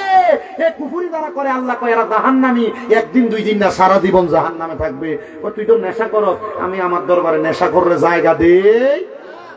হুজুর কেউ যে আমারে গ্রহণ করে না, আপনি যদি আমার জায়গা না দেন আমি কার কাছে যাব? দয়াল মুর্শিদ তোমার দরবার রে চাকর নিরাখিবাই আমারি। কন্যা দয়াল মুর্শিদ তোমার দরবারে চাকর নিরাখিবাই আমারি। আমি বিনা মাইনে করব চাকরি, বিনা মাইনে করব চাকরি, মুর্শিদি চাঁদের কদমে চাকরনি রাখিবাই আমারে। আমার পেশোয়ারি চাঁদের দরবারে চাকর নিরাখিবাই আমারে। নাই সাধন বোজন গো দয়াল, নাই সাধন বোজন, কি দন আছে কি দন দিয়া রাখতাম তোমার মন। হারে নাই সাধন বোজন গো দয়াল, নাই সাধন বোজন, কি দন আছে কি দন দিয়া রাখতাম তোমার মন। দয়া কইরা কবুল কর পেশোয়ারি গো, দয়া কইরা কবুল কর তোমার নুরি কদমে চাকরনি রাখিবা আমারে। দয়াল মুর্শিদ তোমার দরবারে চাকর নিরাখিবাই আমারে। ছেলে ডাক দিয়া কই হুজুর নেশা কর্ম কেমনে? নেশার বাটিখানায় গেছিলাম গো, ওই মানুষ আমারে দেখা ভয় পাইয়া মত তত ফালাইয়া দিয়া তারা ভাগ্যা গেছে গা। হুজুর ডাক দিয়া কয় তাইলে এখন থেকে নেশা করবা না, ওয়াদা করো। ওরা কই ওয়াদা নেশা করতাম না, মারহাবা কোন। আল্লাহর ওলির কাছে গেলে মানুষ ভালো হয় না খারাপ হয়? আল্লাহর ওলি কয় বাবা, ও বাবা, বাবা রে আয় আয় এখন আমার কাছে আয়। আল্লাহর ওলি কয় তারে 3 মাসে কোরআন শরীফ শিখাইছি, 1 বছরের মাথায় তারে হাদিসের জ্ঞান তার সিনার ভিতরে দিয়া দিছি। ও আব্বা, তার সিনার মধ্যে কোরআন হাদিসের জ্ঞান দেওয়ার পরে কোরআন হাদিসের সঠিক এলে বলা ব্যক্তি কোনোদিন খারাপ পথে তার কদমটা বাড়ায় না। উনি কয় আমি আমার কদমে খারাপ ভাবে বাড়াইতে বাড়াইতে যখন জীবন আমি বরবাদ করে ফালাইছি, আল্লাহর ওলির কাছে গেছি রে, আল্লাহর ওলিটা আমার এমন ভাবে পরিবর্তন করে দিছে। আমি কোরআন শিখছি, আমি হাদিস শিখছি 7 বছর পর্যন্ত। এবার ওই ওলির খেদমতে আমি আমার জীবন কাটাইছি। কয় বছর? আমরা তো দরবারে যান মুই হয়ে শেষ কাম, কিন্তু দরবারে কিছু শপথ দেয় একটা বই জানা, বই জানা তালিম। জোহরের নামাজের পরে কি আমল, ফজরের পরে কি আমল, আসরের পরে কি আমল, মাগরিবের পরে কি আমল, এশারের পরে কি আমল। আমরা তো দরবারে আমল করি না। তো পীরের সম্পদ যেটা, পীরের মুহাব্বত যেটা আল্লাহ পাওয়ার জন্য আপনারা যে সবক দিছে, আমি তো এটা পালনই করেন না। তো ভাইবেন কেমনে? কি কথা কন না কেন? ঠিক আছে না? আমি না পালন করলে তো ভাইতেন না, এটা যেই দরবারই হোক। পীরের সবক না পালন করলে আপনি আল্লাহ পাইবেন না, রাসূল পাইবেন না। কারণ পীরের সবক যেগুলো দিতেছে এটা কোরআন হাদিসের সবক। এই কথা কন না কেন? গভীর মনোযোগ দেন বাবারা, গভীর মনোযোগ দেন। 7 বছর ছিল খেদমতে। কয় বছর? 7 বছর খেদমতে। ওই ছেলে ডাক দিয়া কই হুজুর খেদমত তো করতেছি ভালো। হুজুর একদিন হঠাৎ করে ফজরের নামাজের পরে তাড়াতাড়ি রেডি হও। হুজুর কেন? বলে 7 বছর কি করছো, এটার একটা প্রমাণ তুমি আমারে দেওয়া লাগবে। মারহাবা। 7 বছর কি করছো প্রমাণ দেওয়া লাগবে। ওই ছেলে ডাক দিয়ে কয় আমি সাথে সাথে রেডি হইলাম, আমার হুজুরের ঘোড়াটার মধ্যে উঠলাম। আমার হুজুর উঠলেন সামনে, আমি হুজুরের পেছনে ঘোড়া দৌড়াইতেছে। দেখলাম ওই ঘোড়া আমার ঘরের দরজার সামনে দাঁড়াইছে। আমি ঘরের দরজার সামনে যাইয়া আমার ঘরের দরজাটা খুললাম। দরজাটা খুইলা দেখলাম আমার ঘরের মধ্যে আমার মা নামাজের সেজদা দিয়া রইছে। আমি আমার মারে ডাক দিলাম, মা ও মা ওঠো না, ওঠো না। মা জননী সেজদা থেকে মাথা উঠে বাম দিকে ফিরে আবার বেহুশ হয়ে গেছে। ফুটনা কালা বেশি কালা। আল্লাহর ওলি কয় আমার স্মরণ হইল ওই দিনের কথা, এই ফুট তো কালা ছিল না। সেজন্য নেশা না করে, মানুষ যেন তার পছন্দ না করে, সেজন্য আমার কাছে ফইরা থাকে। আমি তার হেকমত করে কালা বানিয়ে দিছিলাম। এ বাবা চল। হুজুর কয় তারা আমি নিয়ে গেলাম আবার আমার পুকুরের সামনে। বললাম বাবা তুমি তাড়াতাড়ি বিসমিল্লাহ বলে 3টা ডুব দাও। কয় ডুব? বিসমিল্লাহ করে 3 ডুব দিলে শরীর যত অপবিত্র থাক পবিত্র হয়ে থাকে। মারহাবা কন্যা। বিসমিল্লাহ করে কয় ডুব? অনেক মুসলমান নামাজ পড়ে, নামাজ হয় না, কারণ গোসলের ফরজ জানে না। গোসল কেমনে করা লাগবে, কেমনে গোসল করলে পবিত্র হইবে জানে না। তা আপনারা ফরজ গোসল করেন, এক কথায় সহজ ভাষায় স্বামী স্ত্রী দুইজনের মেলামেশার পরে আপনার যে ফরজ ভাবে গোসলটা আদায় করা লাগে, এই গোসলটা তো আপনি সঠিক নিয়মে না করলে আপনি পবিত্র না। সঠিকভাবে না করলে আপনি পবিত্র না। তাহলে আপনি নামাজ পড়েন জৈব, রোজা রাখেন জৈব, গোসল করবেন। সর্বপ্রথম এই ফরজ গোসলের নিয়মটা শিখাই দেয়, এটা মনে রাখবেন। যুবক ভাইরা যারা আছেন, আপনাদের যদি গোসল ফরজ হয়, আপনার উপযুক্ত বয়সের মধ্যে উপনীত হয়েছেন, সর্বপ্রথম আপনি আপনার বাঁ হাত দ্বারা, ডান হাত দ্বারা পানি ঢালবেন, বাঁ হাত দ্বারা আপনি আপনার লজ্জাস্থানকে আগে পরিষ্কার করে নেবেন। সবাই যারা মুরব্বী বাবারা আছেন, যারা বিবাহ করেছেন, আপনারও মনে রাখবেন, ডান হাত দ্বারা পানি ঢাইলা বাঁ হাত দ্বারা আপনি আপনার লজ্জাস্থান পরিষ্কার করবেন। মা বোন যারা শুনছেন, আপনারও ডান হাত দ্বারা পানি ঢাইলা বাঁ হাত দ্বারা আপনি আপনার লজ্জাস্থান পরিষ্কার কইরা আগে আপনি উজু করবেন। গোসলের উজুটা কেমনে করে? ভালোভাবে কুলি করা, নাকে পানি দেওয়া, সমস্ত শরীর ধৌত করা, আর আপনি দুপুর করে দিয়ে পুকুরের ভিতরে পড়বেন না। আগে ভালোভাবে কুলি করবেন 3 বার, নাকে 3 বার পানি দিবেন, ডান দিকে 3 বার পানি দিবেন, বাম কাঁধে 3 বার পানি দিবেন, এরপরে মাথায় আস্তে আস্তে পানি দিবেন। এটা হলো গোসল করার মূল সুন্নত নিয়ম, এবং গোসল এভাবে করলে পবিত্র হয়। সাবধান, এতদিন পর্যন্ত যদি অন্যভাবে ভুলভাবে করে থাকেন, এখন থেকে গোসলের ফরজটা শিখা ঠিকভাবে গোসল আদায় করবেন। আল্লাহ কবুল করুক, আমিন কোন। যুবক ভাইরা যারা আছেন, মনে রাখবেন, পবিত্র অবস্থায় মারা গেলে আল্লাহ তাআলা শহীদের মরণ দান করে। এতদিন পর্যন্ত গোসল ফরজ হয়েছে কথা সত্য, পবিত্র হওয়ার জন্য ঠিকভাবে গোসল করেন নাই, পবিত্র হনও নাই। যদি এই অবস্থায় মারা যাইতেন, ফেরেশতা আপনার কাছে আসতো না। এজন্য এমন ভাবে থাকবেন যেন ফেরেশতা আপনার মরণের সময় কাছে আসে। সব সময় পবিত্র থাকার চেষ্টা করবেন। জোরে কোন সুবহানাল্লাহ। আল্লাহর ওলি কয় বাবা বিসমিল্লাহ কইয়া 3টা ডুব দাও। উনি বলেন আমি বিসমিল্লাহ বলে 3টা ডুব দিলাম। 3টা ডুব দেওয়ার পরে এবার আমি উঠলাম। এবার আল্লাহর ওলি কয় বাবা নতুন পাঞ্জাবি লাগাও। নতুন পাঞ্জাবি লাগাইয়া আমার গোড়ার পিঠে চড়াইয়া আমার মার কাছে নিয়ে গেছে। মার কাছে যায় সালাম প্রদান করলাম, কিন্তু এবার আর আমার মা ঘুম থেকে মাথা উঠায় না, সেজদা থেকে মাথা উঠায় না। আমি আমার মারে আবার সালাম দিলাম, আসসালামু আলাইকুম। আমার মা মাথা উঠায় না। দ্বিতীয়বার সালাম দিলাম, আমার মা মাথা উঠায় না। এবার যখন আমার মা জননী মাথা উঠায় না, আমি আমার মার মাথাটার মধ্যে যা ধরলাম, দেখলাম আমার মা জননী ডান দিকে কাত হয়ে পড়ে গেছে। আমি আমার মারে জিজ্ঞাসা করলাম, ওগো মা, আপনি যে কোনো কথা বলেন না। নাকে হাত দিলাম, বুকের মধ্যে হাত দিলাম, দেখলাম আমার মার নিঃশ্বাস প্রশ্বাস বন্ধ হয়ে গেছে। আমার মা জননী দুনিয়া থেকে ইন্তেকাল করেছে। ইন্না লিল্লাহি ওয়া ইন্না ইলাইহি রাজিউন। ওই পাগলা ডাক দিয়া কয়, হুজুর নেশা করতে অবস্থায় মারে দেখা গেছি, চেহারা কালা ছিল। কিছুক্ষণ আগে আমি আমার মারে দেখা গেছি। আমার মাটা দুনিয়া থেকে ইন্তেকাল করে বিদায় হয়ে গেছে। ছেলেটা কান্দে। হুজুর ডাক দিয়ে কয়, বাবা কান্দো না, কান্দো না রে। তুমি সন্তান কান্না যখন আসবে মা বাবার জন্য দোয়া করবা। এ সন্তান মা মরে গেছে, বাবা মরে গেছে, মা বাবার জন্য আফসোস লাগে। যখনই আফসোস হইব, হাত না তুলে কইবা রব্বির হামহুমা কামা রব্বায়ানি সগীরা। আল্লাহর নবী কয়, এমন ভাবে কেউ যদি দোয়া করে রে, আমার আল্লাহ তাআলা তার দোয়াটা কবুল করে নেয়। জোরে কোন সুবহানাল্লাহ। ছেলেকে আমি আমার মা জানাজা পড়াইছি। হুজুর দেখ কইছিল 7 বছর কি শিখছো, পরীক্ষা দে। আমি আমার মা জানাজা পড়াইছি। হুজুর কয় মার কবরে তুই ফুতে নাম। আপনার কি মনটা চায় না আপনার ফুতে আপনার কবরে নামক? আপনার কি মনটা চায় না আপনার একটা নাতি আছে নাতিটা কবরে নামক? আপনি দি ফোলাটারে টুইঙ্কেল টুইঙ্কেল শিখান, আপনি যে আপনার নাতিটারে হামটি ডামটি করে না এটি শিখান।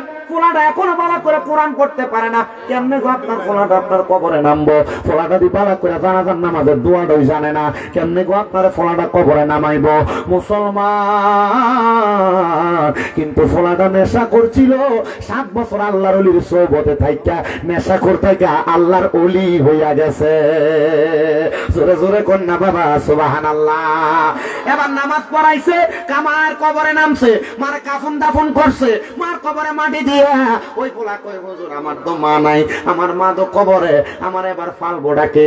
চেহারা আগে যেমন ছিল এখনো তো এমন হয়েছে, কিন্তু হুজুর আমি আল্লাহর এত ডরান ডরাই, আমি আর কোনোদিন নামাজ ছাড়তাম ফাড়তাম না, আর কোনোদিন আমি নেশার কাছে যাইতাম না। ও হুজুর গো আমার মা যে তো নাই, এবার আমনে আমার মার বা মা বাপের মতো মানুষ করেন। ছেলেকে আমি আল্লাহর ওলির কাছে চলে গেলাম, হুজুর আমার মানুষ করার জন্য হুজুরের কাছে রাইখা দিলেন। কিন্তু একদিন আমি কান্না করতে করতে গেলাম, হুজুর আমি তো কোরআন হাদিস পড়তে পড়তে দেখছি আল্লাহর ওলিরা অনেক কিছু পারে, আল্লাহর ওলিরা অনেক কিছু দেখাইতে পারে, পারেনি? আল্লাহর ওলিরা তো কারামতের মাধ্যমে অনেক কিছু পারে।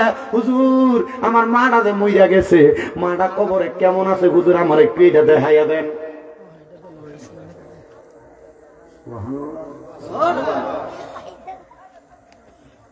মাটা যে মইরা গেছে দেখাইয়া দেন। হুজুর কয় বাবা এত বড় দরজা আমি লাভ করছি না, আব্বা তবে আমি তোর একটা শিক্ষা দেই। ও বাবা রে, তুই যদি মাডারে দেখতিস রাত্রবেলা নামাজের মুসল্লাটা বিছিয়ে নিরলে নিরলে নামাজ পড়ে পড়ে কান্দিস, দেখবি আমার আল্লাহ তাআলা তোর মারে দেখাইয়া দিছে। ওই পোলা কয় হুজুরের কথা শুইনাম, আমি নামাজ পড়ছি, নামাজ পড়িরা সাজদায় যাইয়া আমি কান্দি রে কান্দি রে কান্দি, কানতে কানতে নামাজের মুসল্লাটার মধ্যে বেহুশ হয়ে পড়ে রইছি। আমি দেখলাম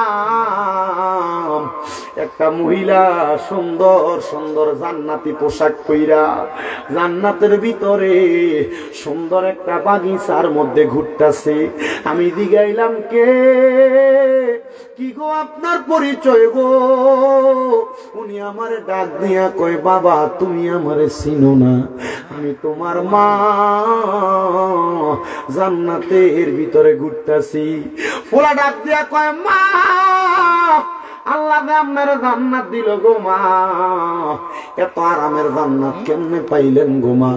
মা ডাক দিয়া কয় তোমার মতো একটা সন্তান থাকতে আমি মা তো দুজকে যাইতে পারি না। মা গো আমার জীবনে তো পাপ আর পাপ, আমার জীবনে তো গুনার গুনাহ, আমার জীবনে তো নেশার নেশা, আপনি মা কেমনে আমি ফুতের লাগা মাপ পাইছেন? মা ডাক দিয়া কয় পুত্রে যেই দিন তুই আমার নামাজের মুসল্লাটা বিক্রি করে দিস, ওই মুসল্লা কিনুন না ক্রেতা ব্যক্তিটা আমার বাড়িতে আইছিল, ওই ক্রেতা হইল তোমার মসজিদের হুজুর, যার কাছে তুমি আজকে 7 বছর পড়ালেখা করতেছ। ওই হুজুর তোমার 7 বছর বালা বানাইছে। আমার আল্লাহ তাআলা তুমি সন্তানের 7 বছরের ইবাদতের কারণে আমি মার কবরের আযাব মাফ কইরা দিছে। ও নুরালাপুরের মানুষ রে, আজকে যেহেতু নুরালাপুর এলাকার মধ্যে মুসলিম মিয়া এত সুন্দর জান্নাতের বাগান সাজাইছে, পীর তরিকত মুনাদের আদম হযরতুল আল্লামা পীরজাদা কাজী আবু সাঈদ পেশোয়ারী রাহমাতুল্লাহ আলাইহি স্মরণের মাহফিল। আল্লাহ চাইলে আবু সাঈদ পেশোয়ারী রাহমাতুল্লাহ আলাইহির উসিলায় আমরার মা বাপরে মাফ করতে পারে কি পারে না? অবশ্যই পারে, অবশ্যই পারে, অবশ্যই পারে। আল্লাহ যেন আল্লাহর ওলির উসিলায় আমরার বংশের কবরের আযাব মাফ করে, শুনে কোন আমিন। আসলেন নবী এই দরাতে রহমত বরকত নিয়ে, আসুন সবাই তাজিমে সালাম দেই ওই নবীর, ইয়া নবী সালাম। সবাই কাতার করে দাঁড়ান।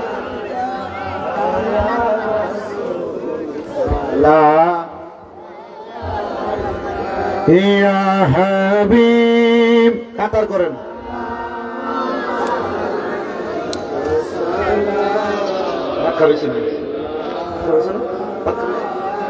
ইয়া রাসূলুল্লাহ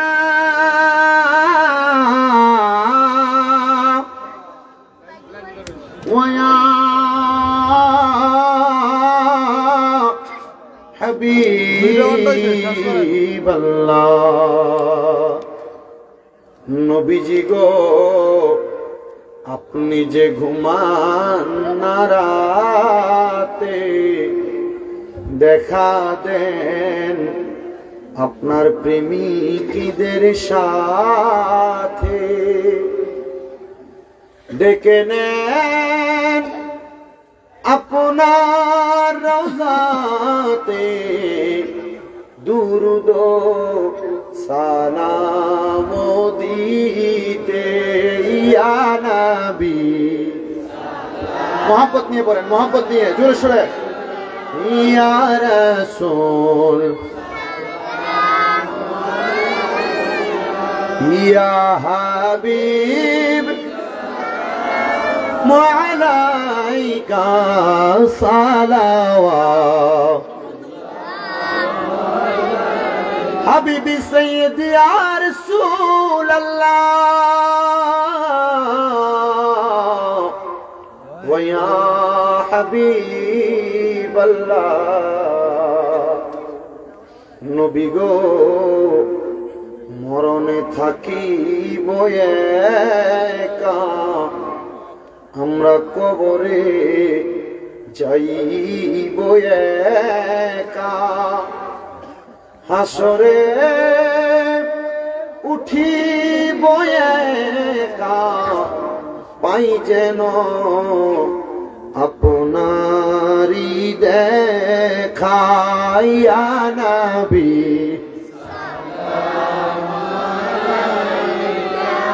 ইয়া রাসূল ইয়া হাবিব সালাওয়াত, डालो दी क़ल्बों में अज़मते मुस्तफ़ा सैयदी आला हज़रत पेला,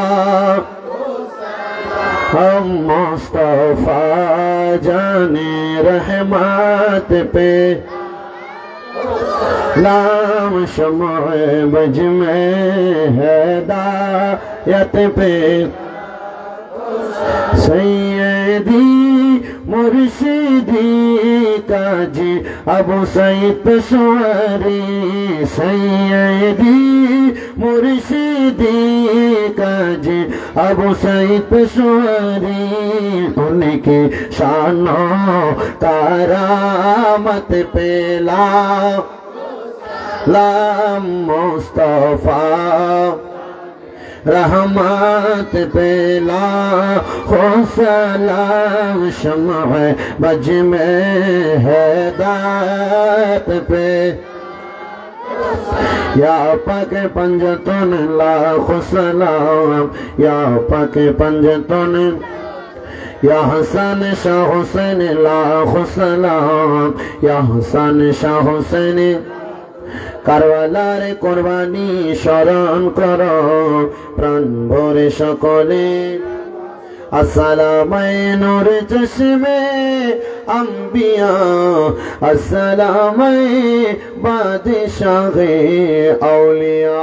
সবাই পড়ি মারহাবা, আল্লাহ যেন কবুল করে পড়েন আমিন। বালাগাল উলা বিকামালিহি وشفت تجا بجماله، حسنت جميع خصاله، صلوا عليه وآله। नजर में मदीना है बस मेरे जिंदगी, ज़बा पर या रसूल अल्लाह ये है मेरे बंदेगी। रसूल खुदा से दिल को सलाम कहना,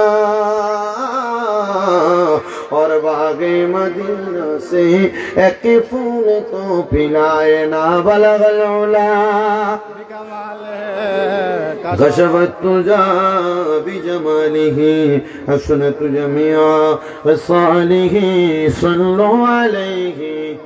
এ আমার নুরাপুরের মাহফিলের বাবারা বন্ধুরা, আওয়াজ তো শেষ হয়ে গেছে। মুনাজাত করার আগে আপনাদের সবার কাছে আমি জানতে চাই, ওই সন্তানের মায়ের কবরের আযাব আল্লাহ তাআলা সন্তান আল্লাহর ওলির সোহবতে থাকার কারণে 7 বছর যদি মাফ করে দিতে পারে, আজকে কাজী আবু সাঈদ পেশোয়ারী রাহমাতুল্লাহ আলাইহির স্মরণে আমার ভাই মুসলিম মিয়া এত সুন্দর করে 10তম মাহফিল সাজাইছে। এই মাহফিলের উসিলায় আল্লাহর ওলির বরকতে আমরার বংশের কবরের আযাব মাফ করতে পারে কি পারে না? এমন একটা সন্তান হাতটা বরাবর বাহুজু, আমার মা নাই, আমার বাবা নাই, আমার আম্মা আব্বার কবরের আযাব মাফ পাওয়ার জন্য এই আল্লাহর ওলির মাহফিলটার মধ্যে আমি নগদ 2,000 টাকা, আমি নগদ 1,000 টাকা, আমি নগদ 500 টাকা আমি আমার মা বাবার কবরের আযাব মাফ চাইয়া এই মাহফিলের মধ্যে দান করব। মুনাজাতের আগে আসেননি কোনো বাবা 1,000 টাকা দান করবেন। পর্দার অন্তরালের মা বোন যারা আছেন, যে কোনো একজন মা দাঁড়াইবেন, দাঁড়াইয়া পুরা মা বোনদের কাছ থেকে কিছু কিছু করে সহযোগিতা নিবেন। আসেননি কেউ বলে হুজুর আমার মা নাই, আমার বাবা নাই, আমার মা বাবার জন্য দোয়া করবেন। আমি আমার মা বাবার জন্য দোয়া চাই, আমি 1,000 টাকা নগদ আমার মা বাবার জন্য দান করে দিব। আসেননি কেউ নগদ মা বাবার জন্য 500 টাকা দান করবেন? আসেনি কেউ? আসেন কেউ বলে হুজুর আমি আমার আম্মার জন্য দোয়া চাই, আব্বার জন্য দোয়া চাই, হুজুর আমার মা বাবার জন্য খাস করে দোয়া করবেন। আমি আমার মা বাবার জন্য খাস করে দোয়া চাই, হুজুর আমি আমার মা বাবার মহব্বতে 500 টাকা নগদ দান করুন। কে দিবেন? নগদ নগদ দিবেন? কোন সময়? আচ্ছা দেন না, আমি টিয়াটা দেখাইয়া দোয়াটা করি।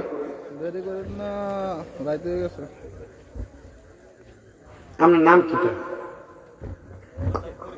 আম্মা বাসিন, মা মারা গেছে। ওরে 3.5 হাত গর্তে ফেলে কেমন করে আইলা চলে, তোমার বাড়ি আইতে দেরি হইলে যে মা ঘুমাইতো না, তোমার বাড়ি আইতে দেরি হইলে যে মা ঘুমাইতো না, ওই কবর দেশে মায়ের পাশে একটু রইলি না। আল্লাহ তোমার বান্দা মুহাম্মদ ফরিদ মিয়ার মা নাই, মার জন্য দোয়া চাই। আব্বা বেঁচে আছে, আব্বার জন্য দোয়া চাই। ফরিদ মিয়া নগদ দান করে দিতে 500 টাকা। আল্লাহ আমার ফরিদ মিয়ার বংশের কবর আযাব মাফ করো, হায়াতে বরকত দান করো, কামাই রুজির মধ্যে বরকত দান করো। ফরিদ মিয়া যে আশা করে দান করছে, মনের নেক আশাগুলা পূরণ করো। রাসেল মিয়ার মা বাবা চিনিও? কোনটা রাসেল মিয়া কই? রাসেল ভাই কই? মা বাবা চিনি আছে? কেমন আছেন বাবা মনি, কেমন আছেন মা জননী, একবার তো ফিরা চাইলি না, ওই মা বাবারে কষ্ট দিয়া কবর দেশে সন্তান যাইয়া কোনদিনও শান্তি পাবি না রে, কবর দেশের খবর লইলি না। আল্লাহ কবুল করো, মঞ্জুর করো। তোমার বান্দা জনাব রাসেল মিয়ার মা বাবা বেঁচে আছে, আম্মার পার জন্য দোয়া চাই, দান করে দিছে 500 টাকা। আল্লাহ কবুল করো, মঞ্জুর করো। রাসেল মিয়ার মনে আশা পূরণ করো। আমার ভাই মুর্শেদ ভাই, এটা না গ্রামটার নাম পুরালিয়া কান্দে, মুর্শেদ ভাই আব্বা ইন্তেকাল করেছে, মা অসুস্থ, দোয়া চাই। আল্লাহ কবুল করো, মঞ্জুর করো। আমার মুর্শেদ ভাইয়ের আব্বার কবরটার জান্নাতের বাগান বানায়া দাও, আম্মার হায়াতের মধ্যে বরকত দান করো, অসুস্থ শিফায়ে আযলা কামেলা নসিব করে দাও। ওরে ভালোবাসি তোমায় বাবা, বুকটা যে যাইছি রে, তোমার কথা হৃদয় মাঝে পড়ছে বারে বারে।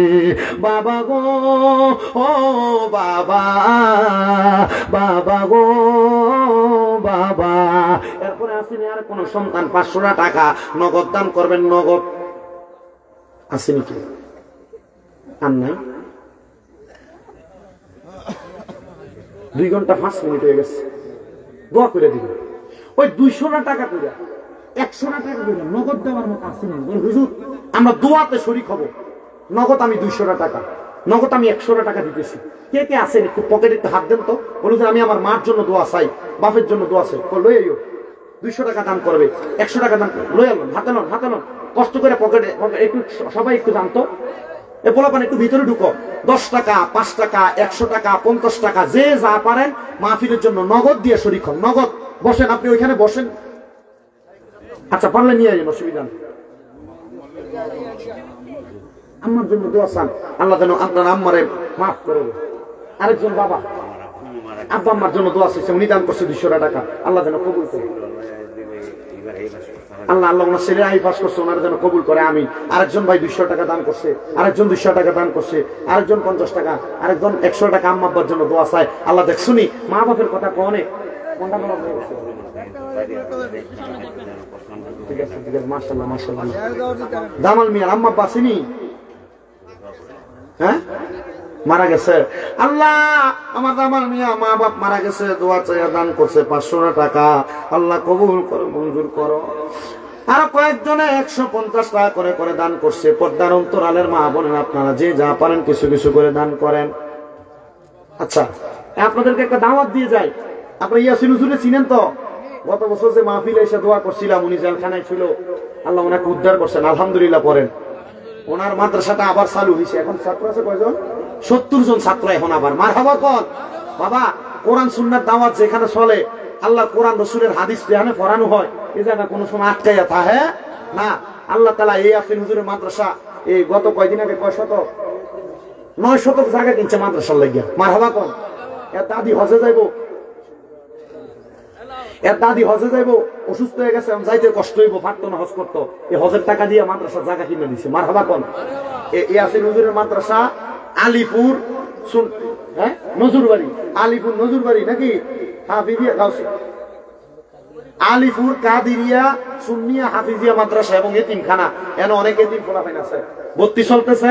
আপনারা যারা পারেন আপনাদের সন্তান ওই জায়গায় দিবেন। মাশাআল্লাহ মাদ্রাসার সন্তান খুব সুন্দরভাবে পড়ালেখা করে। আবার সিসি ক্যামেরার আওতাধীন। আগে যে একটা ডর আসছিল, এখন আর ডর টরও বন্ধ মোটামুটি। হ্যাঁ সিসি ক্যামেরা দিয়ে দিছে। ও সরকার আছে, হোসেন সরকার।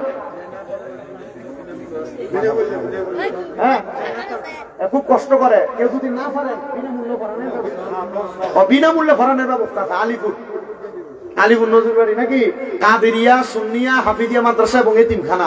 কেউ যদি বলে হুজুর আমি 2000 টাকা 3000 টাকা দিয়ে মানুষ পড়া, হুজুর আমি 1000 টাকা দিয়ে পড়াইতাম চাই, হ্যাঁ নিবেন। বলো যে আমার টিয়া নাই, ওইখানে নিবেন। এটা হলো কুমিল্লা হোমনা থানা আলিপুর গ্রাম। আল্লাহ যেন কবুল করে, আমিন। আপনাদের ছাত্রদেরকে দিবেন, আল্লাহ যেন এদেরকে কোরআনে হাফেজ হিসেবে কবুল করে। ওই রে টিয়া দেখো পকেটে ঢুকেছ না, বিশ্বাস নয়। সবাই একবার সূরা ফাতিহা, 3বার সূরা ইখলাস, কয়েকবার দুরূদ শরীফ পড়েন। আউযু বিল্লাহি মিনাশ শাইতানির রাজীম।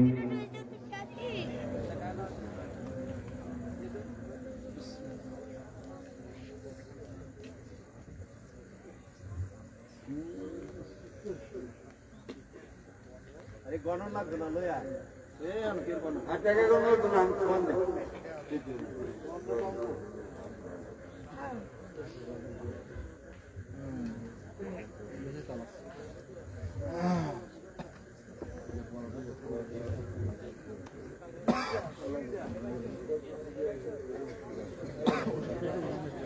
গিলি নে এটা 2 মাফি আল্লাহ দেন বলতেছি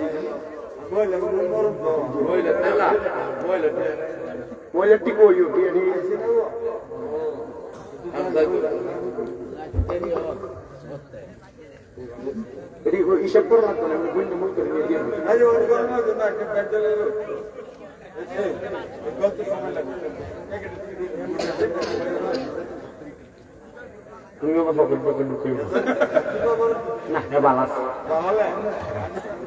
আমার মনে আছে কত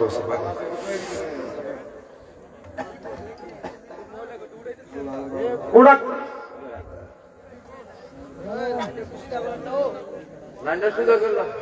সবাই আমার জন্য দোয়া করবেন ইনশাআল্লাহ। আমার মাদ্রাসাগুলোর জন্য দোয়া করবেন। আমার মাদ্রাসাতে আলহামদুলিল্লাহ অনেক ছাত্র এবং এদের আরো আছে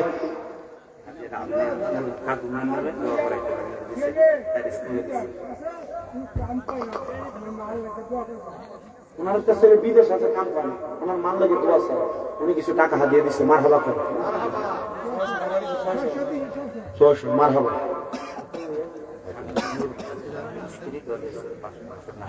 ঠিক আছে আল্লাহ কবুল করুক আমিন আমিন মুনাজাত দিলে তারপর দিয়ে দিন। হ্যাঁ আর আপনারা যারা ওই শহরের পরিবেশে ফলাফল পড়ালেখা করাইতেন চান কুমিল্লা শহরে নূরপুর সমনি মানে কুমিল্লা চক বাজারের পরে নূরপুর সমনি শাহপাড়া রোডের মাথায় আমার তাহফিজুল কোরআন মাদ্রাসা কেন ভর্তি চলতেছে।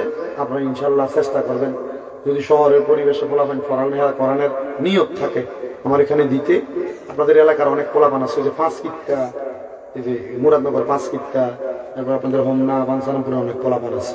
আল্লাহ যেন সবাইকে কবুল করে আমিন আল্লাহুম্মা আমিন আল্লাহুম্মা আমিন আলহামদুলিল্লাহি রাব্বিল আলামিন আসসালাতু ওয়াসসালামু আলা রাসূলিহিল কারীম রব্বানা যালামনা আনফুসানা ওয়া ইল্লাম তাগফির লানা وترحمنا لنكونن من الخاسرين ربنا آتنا في الدنيا حسنة وفي الآخرة حسنة وقنا عذاب النار या इलाही रहम फरमा मुस्तफा की वास्ते खुले दे दरवाज़े रहमत गदा की वास्ते रहमतल लिल आलमीन खत में रसूल जाने जगा अहमद हामिद मुहम्मद मुस्तफा की वास्ते मबूदो